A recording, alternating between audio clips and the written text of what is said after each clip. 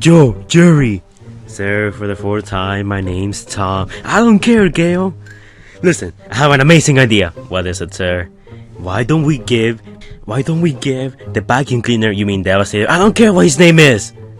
Why don't we give him balls? Imagine how funny would that be. Sir, the robot, well, they don't need balls. They're very comfortable with it. It's ridiculous. I don't care, Rick. Just give him balls. I order you to do it. Sir, I think it's a horrible idea. Oh, I think it's a terrific idea. Thanks, Matt. Now go and make those balls. But sir, I said I agree with that. Exactly, so now I'm going to do it, Gale. My name's Gary. And that, ladies and gentlemen, is how Michael Bay came up with the brilliant idea to add Devastator balls. Anyways, hello guys, the Fire Brothers here.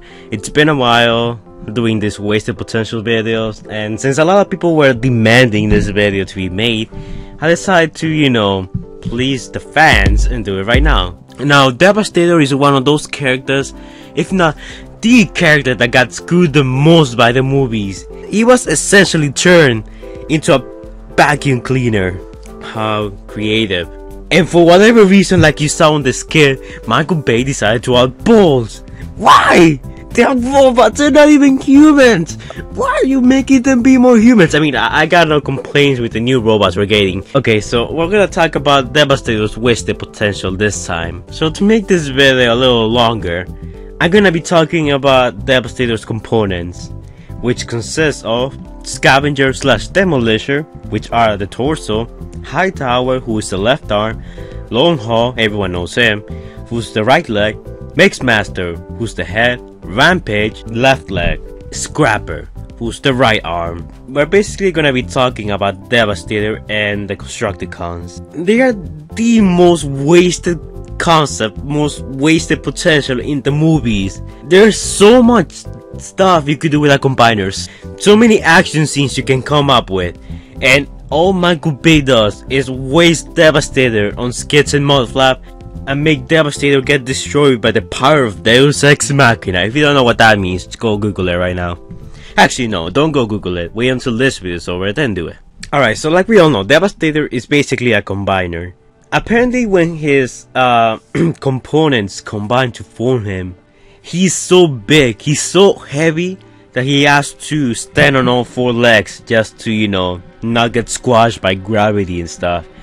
Now, this is actually a pretty good reason to have him be four-legged, but it doesn't excuse how useless he was in the movie. Also, fun fact, while all the Constructicons are combined, the only thing they feel and the only thing Devastator knows is rage and pain.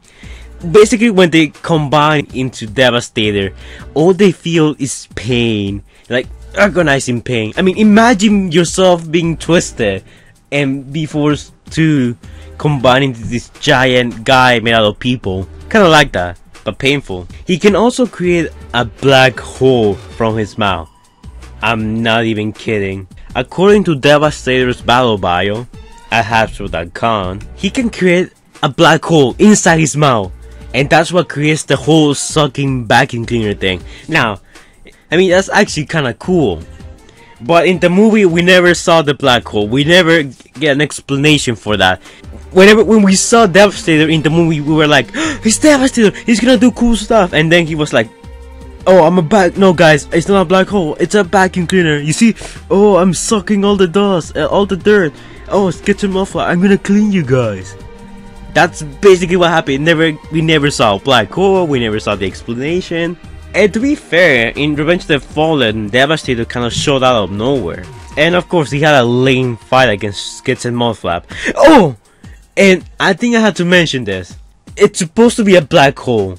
And let's just say that instead of a black hole, he just read stuff that goes into him. Let's just say that for the sake of, you know, argument.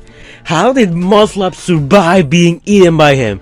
If it was a black hole, he should be dead. If it was those shredded things, he should still be dead. How is he alive? That's why I'm saying that the Skits and Mudflap fight was BS. Like, it sucked. Like, it didn't make any sense. And then he gets his arm and half of him torn off by the humans. Ugh, Michael Bay, I swear, why are you ruining my childhood? Honestly, I'm not the biggest Devastator fan. my favorite Decepticon combiner will actually be Bruticus. He's actually my favorite. But I gotta admit, I feel so bad for Devastator fans because the movies really screwed Devastator. Now in these videos, I always cover, you know, what the games and the comics do with these characters to see if maybe they did a better job than the movie. So, luckily for us guys, there's a single comic out there who did stuff with Devastator. But, like the movie, it's not much. Basically in the Titan movie comics, the Decepticons recovered Devastator's remains and they brought him to the peaks of British Columbia. They could rebuild him and, you know, make him stronger, faster, better, all while being watched by Skyward. But unlucky for the Autobot Stratosphere, he was scouting around the area, and Devastator, who was still being rebuilt, he wasn't at 100% full power, basically launched at Stratosphere trying to kill him.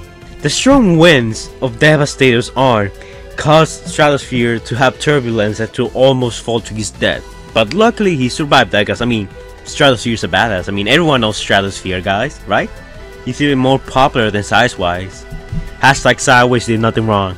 And then, after recovering from that, Stratosphere called for an airstrike. The humans showed up and airstrike the crap out of Devastator again. By this point in the comic, there's a lot of smoke, and Stratosphere and the other Autobot are wondering if Devastator survived the airstrike.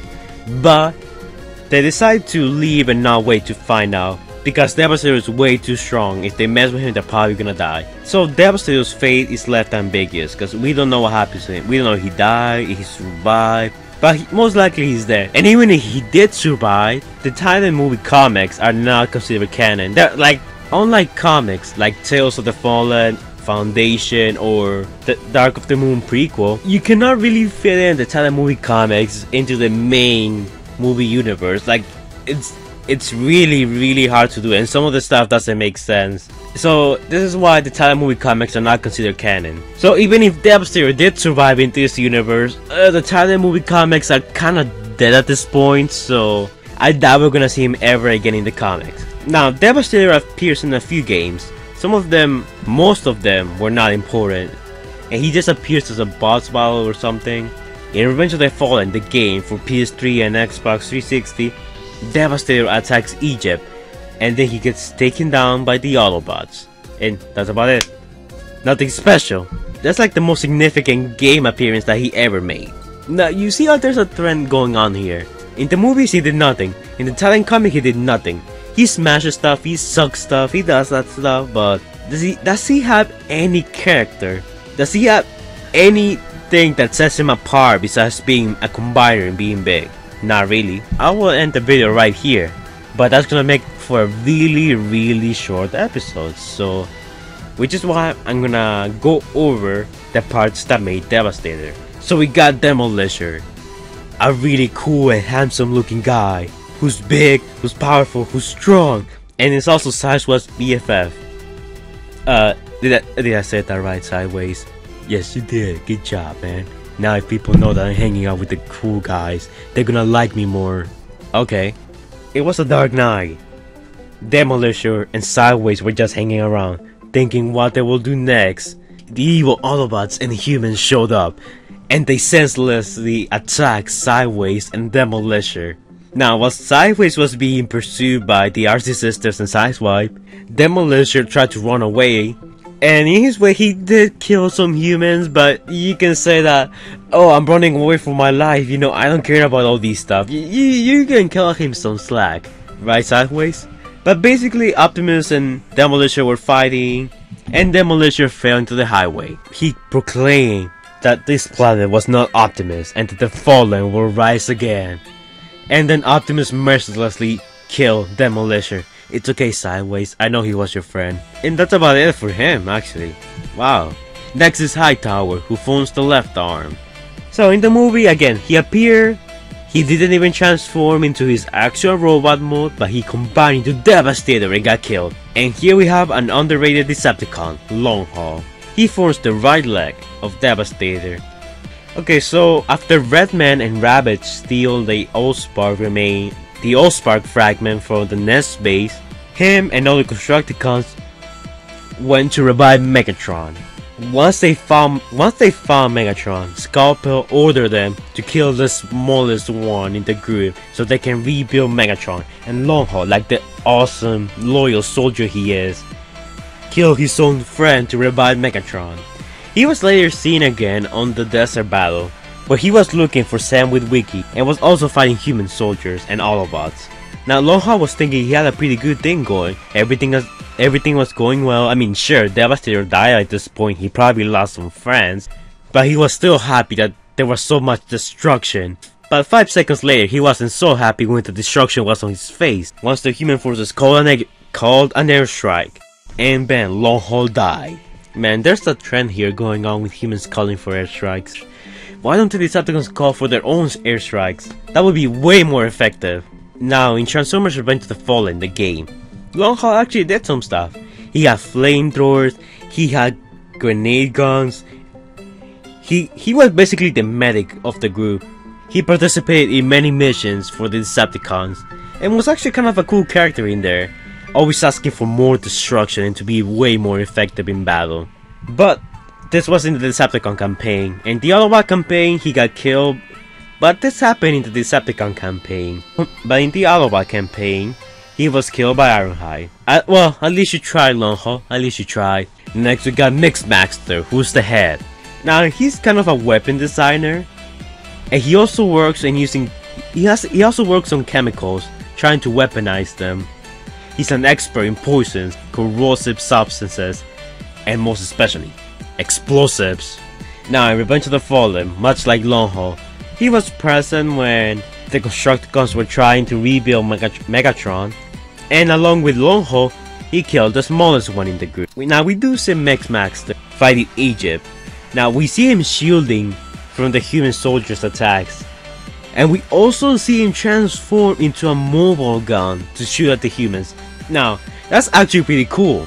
Like, that's the thing that made Mixmaster stand out besides his shield. But then Jetfire came swooping for the air, sucker punching Mixmaster, cutting him in half and then decapitating him.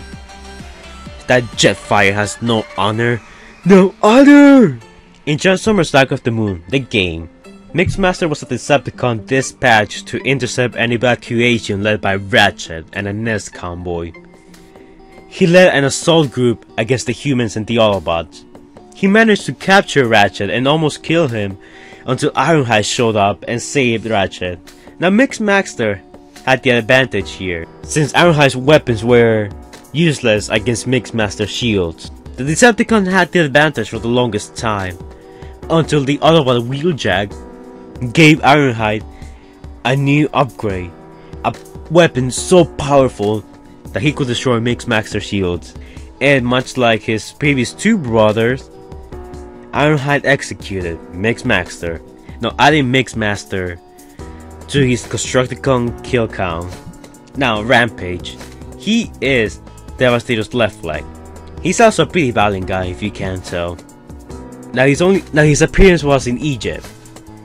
So basically he was trying to get Sam to give him the Matrix, but then Bumblebee appeared and sucker punched Rampage. Now I want to point out that there's a thing going on here with Autobots catching the Decepticons by surprise. It's not very honorable. So basically, you know how this goes. Bumblebee kills Rampage. You know, he takes his arms off and bam, poor Rampage dies. And finally we have Scrapper. He's the Constructicon scout, and you all know Scrapper, right? He's everyone's favorite Decepticon in the movies. You know what he did? Scrapper appeared on the Egypt battle, where he got killed by the airstrike, and he tried to kill Sam and failed. So yeah, that's all he ever did. Good job, man. You tried. B for effort. So now, that's pretty much it for all of them. That's all they ever did. I know, right? It kind of pains me to see this kind of wasted potential, you know? Because there's so much stuff you can do with the Constructicons alone. And with Devastator, there's so much stuff you could do, so many action sequences, and yet they only make him a vacuum cleaner. That's pretty sad, you know? That's pretty sad. I feel you, Devastator fans. I feel you. But now, it's not all that bad, because Devastator can still come back. You wanna know how? Well, the Constructicons are what I call generic Decepticons. These are basically CGI models that get reused. For example, we see Scrapper in Revenge of the Fallen and he dies. And we see him later in Dark of the Moon. And it's not just him. I mean, Sideways, Long Haul, Scrapper, Brawl. There's so many reused models that just come back for no reason with different names or no names at all sometimes. Devastator could still come back. We could probably still see new Constructicons, other Constructicons. But knowing how the reception for Devastator was, I really doubt we're gonna see him again. Or we're gonna see another version of him. Unless they decide to reboot the series, which they could pull an Amazing Spider-Man and actually do it. Which I honestly wouldn't complain with that, because by doing that they could fix some of the stuff Michael Bay screwed up. So yeah, it's actually not that bad. There's still hope for Devastator, guys. There's still hope that Devastator will make his awesome debut in the movie franchise. But anyways guys, that's it for this video. Like, comment, and subscribe, and tell me, who's your favorite combiner? You guys already know who my favorite combiner is. And also, we're gonna get another combiner for the last night. I'm kinda worried that they're gonna screw it up, but then again, it's a new combiner, one that we have never seen before, so it's not a character that was already created. So if they screw that guy up, who cares? Anyways guys, that's it for this video. Peace out.